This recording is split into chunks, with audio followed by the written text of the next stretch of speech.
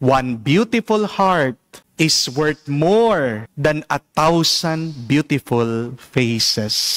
O nga naman, aanuhin mo ang magandang muka kung pangit naman ang ugali ng tao. Di po ba? Ang matatandaan ng mga tao, bandang huli, ay hindi kung gaano kaganda ang iyong muka. Dahil ang ating mga muka, nagbabago. Ang iyong kagandahan, nawawala. Bandang huli, ang maaalala sa iyo ay kung gaano kaganda ang pag-uugali mo. Amen? Tandaan, walang beauty contest sa langit.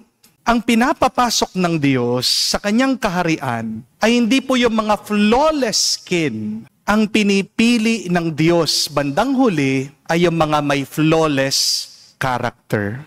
Opo, wala naman pong taong perpekto. Lahat tayo nagkakamali, lahat tayo nagkakasala. Kaya nga, kailangan natin palagi na maniwala, sumunod sa Diyos. Kailangan natin ang grasya ng Panginoon para maging perpekto ang ating pag-uugali at pagkatao. Pero tandaan natin yan, ang mangyayari sa katapusan ng ating buhay ay paghuhusga. In the end, we will be judged by God.